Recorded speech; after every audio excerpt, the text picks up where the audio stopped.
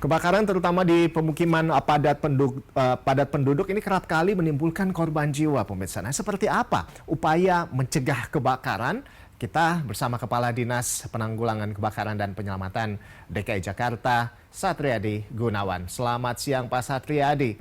Pak Satriadi, apakah Anda memiliki data terbaru terkait jumlah kebakaran di Jakarta hingga pekan kedua Ramadan ini? Seperti apa, Pak Satriadi? Ya, jadi memang frekuensi kebakaran di bulan suci Ramadan tahun ini sampai dengan saat ini ada sekitar 65 kejadian kebakaran ya, yang memang didominasi penyebabnya karena arus pendek atau korsleting listrik. Gitu. Nah, dibandingkan dengan tahun-tahun sebelumnya memang ada ratusan kejadian kebakaran, tapi ini belum sampai akhir di bulan suci Ramadan. Ya, mudah-mudahan kita berdoa sampai dengan akhir bulan suci Ramadan nanti masih frekuensi kebakaran bisa menurun dibandingkan tahun sebelumnya. Saat ini sudah 65 kejadian kebakaran yang terjadi di DKI Jakarta. Tapi 65 kejadian kebakaran itu dari berbagai macam kejadian, bukan hanya pemukiman, tapi ada korsleting listrik juga di arus pendek di tiang-tiang listrik. Nah, itu juga termasuk kategori kebakaran yang masuk ke kategori frekuensi kebakaran. Ya. Gitu, Mas.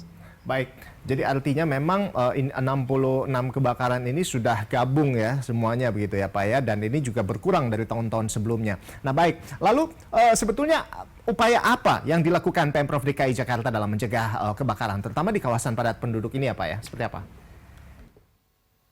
Ya, terima kasih Mas Wadoni sekaligus memberikan informasi kepada masyarakat bahwa memang beberapa upaya terus kita jalankan dari tahun ke tahun. Kita tahu persis ya bahwa biasanya memang di bulan suci Ramadan ini frekuensi kebakaran semakin meningkat karena memang disebabkan karena pola kehidupan yang berbeda, kemudian juga dari segi produksi untuk mencapai target di bulan suci Ramadan juga ini penggunaan kelistrikan kan pasti berlebihan juga.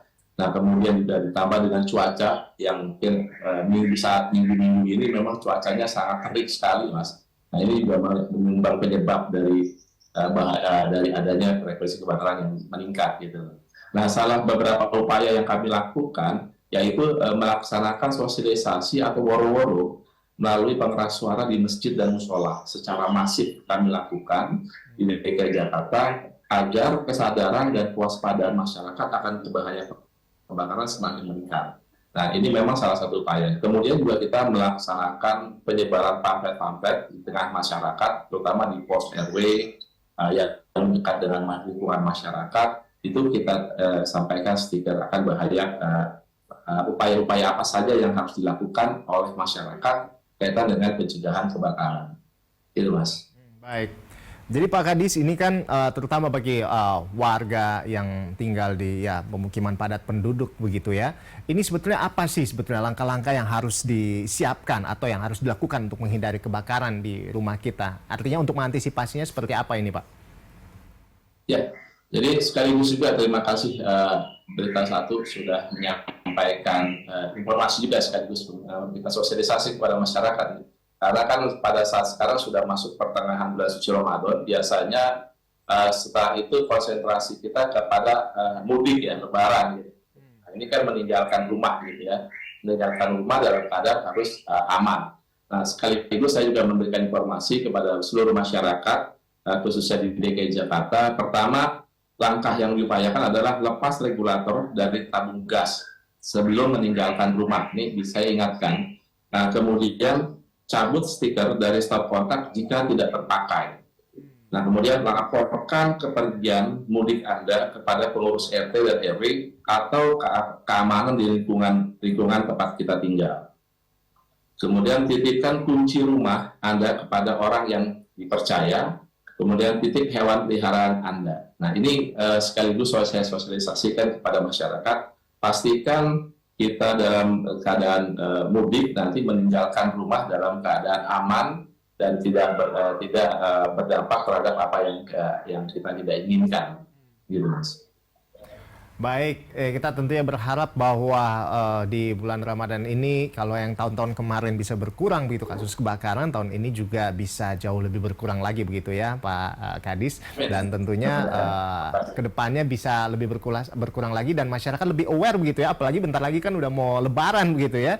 Jadi semoga masukan-masukan tadi bisa diterapkan dengan baik oleh masyarakat kita. Terima kasih banyak. Satu lagi, silakan Pak. Saya ingin informasikan kepada masyarakat bahwa pelayanan yang kami berikan itu gratis, tidak dipungut biaya sama sekali. Jadi apapun bentuknya, masyarakat tidak perlu khawatir atau tidak perlu ragu untuk memberikan informasi apabila terjadi kebakaran kepada kami. Hubungi 112 gratis, tidak dipungut biaya sama sekali. Terima kasih, Mas. Layanan gratis di 112 begitu Pak. Baik, terima kasih Pak Kadis sudah bergabung bersama kami dan selamat beraktivitas kembali Pak. Terima kasih Mas, terima kasih. Ya, baik pemirsa, demikian tadi Satriadi Gunawan, Kepala Dinas Penanggulangan Kebakaran dan Penyelamatan DKI Jakarta.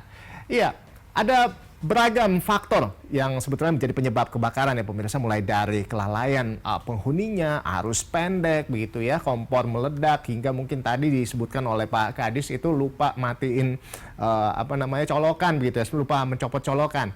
Nah, bahkan mungkin hingga meletakkan benda yang mudah terbakar di tempat yang salah. Nah, seperti apa menghindari kebakaran ini di rumah Anda? Kita simak bersama informasinya. Ini dia pemirsa.